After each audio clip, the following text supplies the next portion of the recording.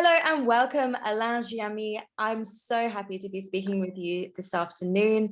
Please, could you let us know exactly your part in the WAS Congress? And I know that you had a big part to play in the Sexual Justice IDABA, which happened today. I would love to hear your thoughts on that. Yes, I am the chair of the scientific committee of WAS. So normally we are in charge of building and establishing and selecting the program. We have a whole committee, an international committee to help, to review and evaluate the papers that are submitted. So big part of the Congress is a scientific Congress. But WAS is not only a scientific organization.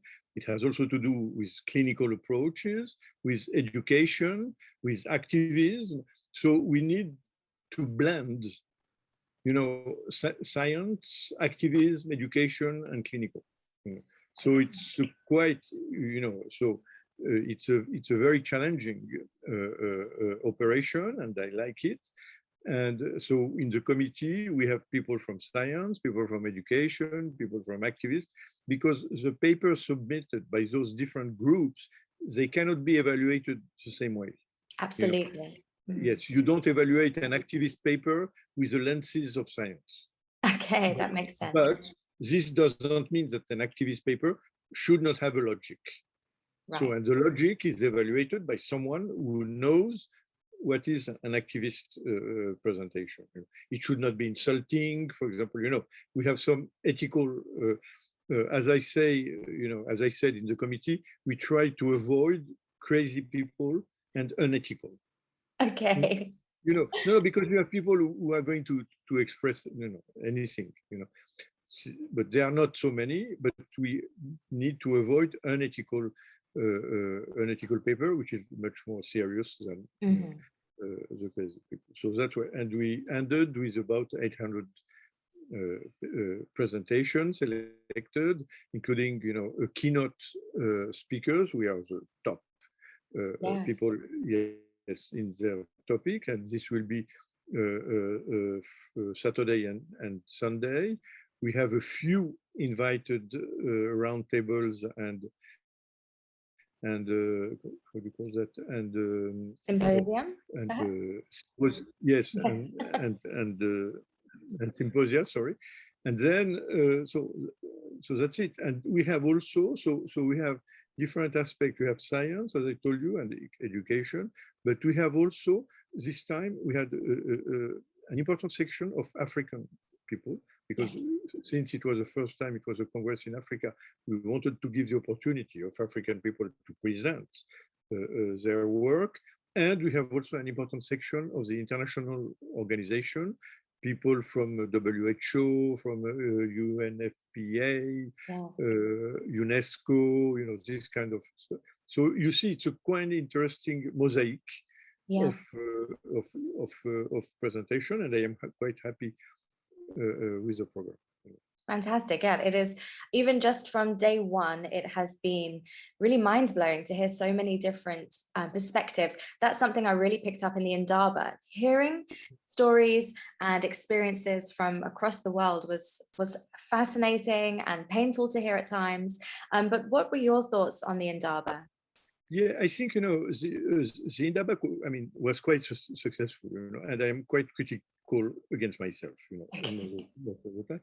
But to highlight, the major aspects, one was, the two initial presentation, mine and Lebo Ramofoko. So we had, from the beginning, we have the two dimension, the so-called global, but I would say it's European perspective and the African perspective. So it is interesting how those two approaches, those two perspectives were going to mix together, and how the global European can be useful in Africa, and how what we learn from the so-called African perspective, but it is mostly South African perspective that was expressed by Lebo.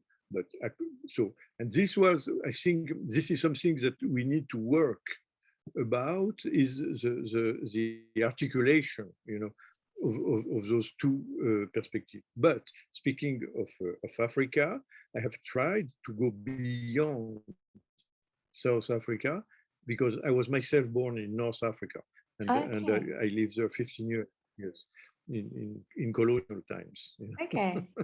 Fantastic. So So yeah, and so like you so said, and the yeah, North African perspective was particularly yeah. So we striking. had yeah, and we had a young woman, Sarah Yayaoui from Tunisia, and I wanted to have someone also from Western Africa. We have Ameatsu, who is from Liberia and Togo.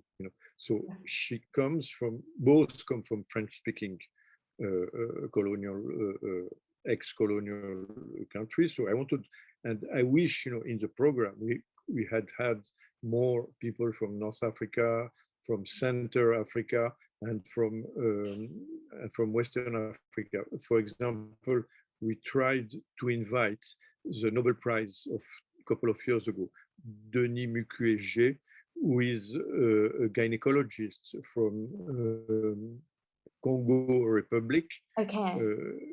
Congo Democratic, République démocratique du Congo, but he lives part of the time in Brussels, and he's a big activist against, because in the place where he comes from, in Kivu, which is Congo, there is a lot of genital and sexual mutilation against women. Okay.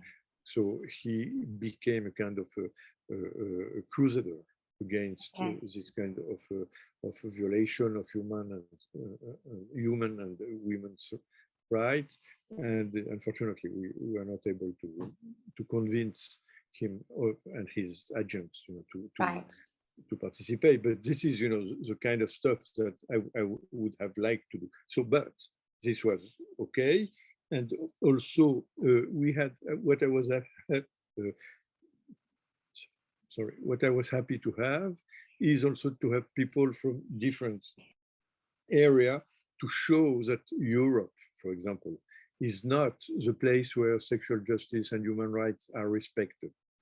And the presentation of Agata from Poland, gave a lot of insight about what can happen in the old civilization, of the old world, the violation of you see, of the human rights, women's rights, and etc. So we don't want the South to bear the burden, of absence of sexual justice, and this is why it is important to have both African and the rest of the world. We had we had two people from Latin America. We did have someone from the US. Yes. It would have been also important to have someone from the US, but we needed to select, because we had a very short time for the discussion. So among the topics and the groups that were not represented, we had something missing is the disabilities, people with disabilities, and we should have needed to have someone speaking from the perspective of people living with disabilities, and also someone belonging to the gender and diverse transgender and gender diverse community. So this is something that we missed, and I agree. But this IDABA is just the starting point of a big initiative that will be developed by WAS during the next 2 years to reach to the production of a document, of a declaration on sexual justice. And I will be one of the chair of this project. So this will take quite some of my time within the next 2 years. And so you mentioned that there were those two voices missing that you would have liked to have had. Is there still time for those voices to be included in the declaration? The IDABA was just the beginning, right? But first, we are elaborating a report within a short time for Saturday, to be presented Saturday at the Congress. So this will be a first aspect, but then we are starting a 2 years task force. So we have learned from what we have done we have done positive and the negative, and I guess we are going to be more inclusive than we have been. Fantastic. Thank you so much for sharing this. I think it was a wonderful first step, and I think it was great to see the voices that were included, and everybody who attended, I think, were touched by the stories that were shared, were surprised by the stories, like you said, especially including the voice from Poland. Agata shared something that I think a lot of people were surprised to hear that that was the case in Europe. But thank you so much. Is there anything else that you are particularly looking forward to with the rest of the Congress? No, no, I mean, that's okay for the moment, but I'm happy to have had those people coming here, and I hope we shall do an interesting work in the future. Thank you very much for sharing your time with me, and I look forward to seeing you in the future presentations. Thank you. Thank you.